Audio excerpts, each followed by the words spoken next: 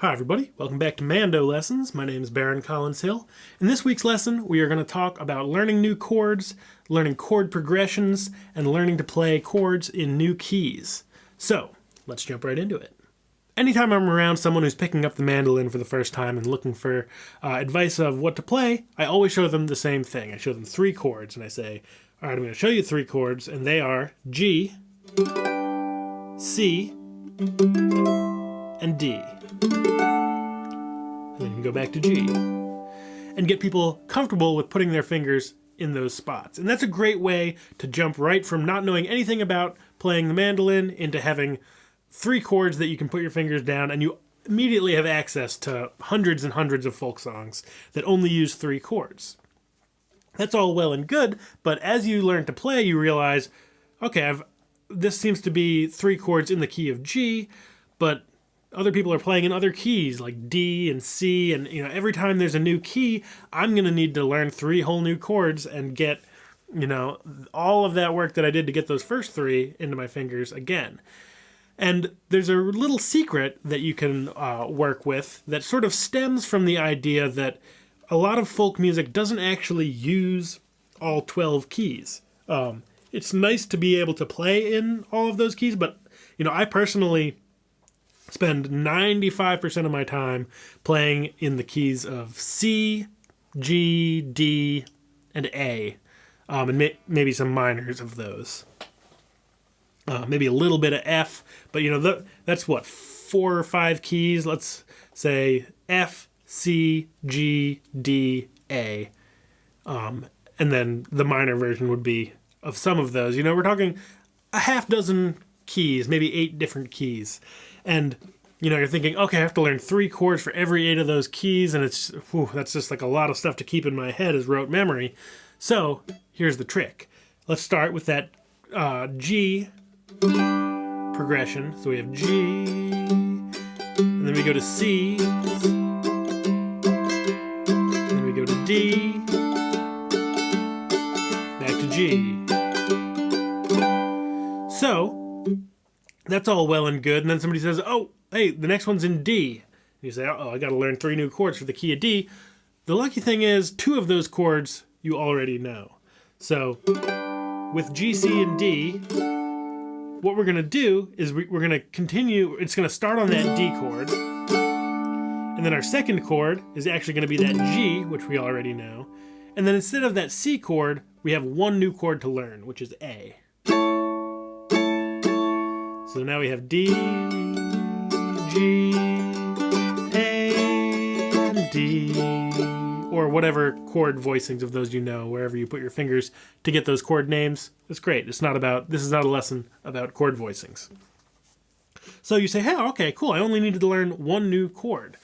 And then you can start thinking a little more scientifically about this and say, okay, what did I do? I started out in G, and I had G, C, and D. And then the mandolin is actually tuned G, D, A, E.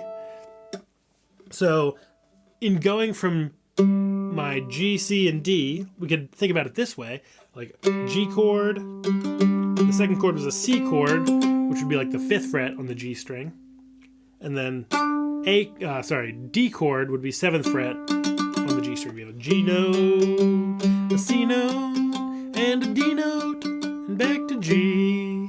And that same idea is going to work in the key of D. So we have an open D string, and if we're moving higher up from G to D, we're going to maintain, so that first, we're going to hit the same frets, D chord, G chord, 5th fret, and then 7th fret is A.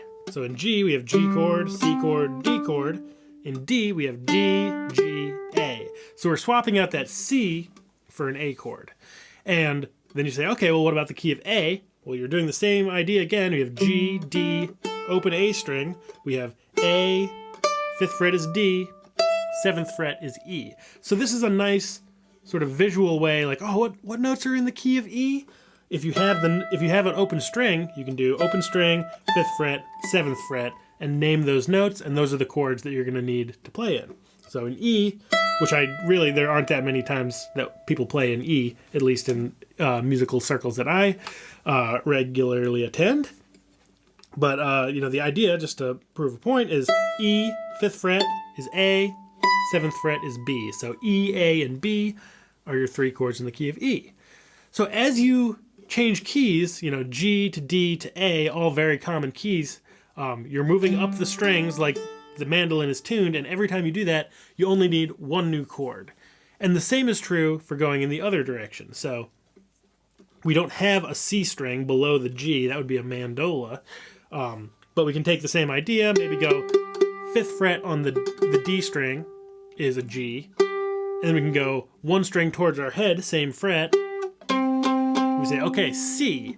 So now we need chords in the key of C. So rather than going kind of across the strings of G, D, A, E, we're now going the other direction, G to C, and we get C chord. We can't use that kind of open string idea anymore, but we can just count up from C, 1, 2, 3, 4. So the 4th note of the C scale, C, D, E, F. So our second chord in the key of C is F, C, F, and then the 5th note of the C scale, C, D, E, F, G. So we need a C chord, an F chord, and a G chord. So if you're coming from the key of G, and then you say, okay, now I need to learn to play in C, all you need is an F chord. So there's this sort of movement that happens every time you change keys. If you're a note reader, you can think of it every time you add or remove a sharp or flat to your key signature. Or you can think about it just kind of mechanically on the instrument. That don't be afraid to learn new keys, because often the key will be somewhat related to some chords you already know, and it'll only be one new chord or maybe 2 new chords to learn, and then you're off to the races. So when you take all of this into account and put it all together, you start to realize that in order to play in maybe the 4 most common major keys, let's call it C, G, D, and A, you only need 6 chords, I believe. So in the key of C, you have C, F, and G. In the key of G, so that's 3 chords. In the key of G, you have G, C, and D. So that's the only new chord there is D, so now we have a 4th chord. In the key of D, we have G, D, and A. A is the only new chord. In the key of A, we have A, D, and E. E is the only new chord, so you're adding 1 chord every time. So in order to play in the keys C, G, D, and A, you only need to know 6 chords, which is F, C, G, D, A, E. So if you know those 6 chords, major chords in the instrument, you can play in 4 different keys. And that really was a comfort to my brain when I was learning chords, and it took me a while to sort of realize that. And so as a way to maybe make it a little easier for you, just as sort of a mind game when you're approaching a new key, just think, look, it's probably a key that I already know, and I just need to learn 1 new chord.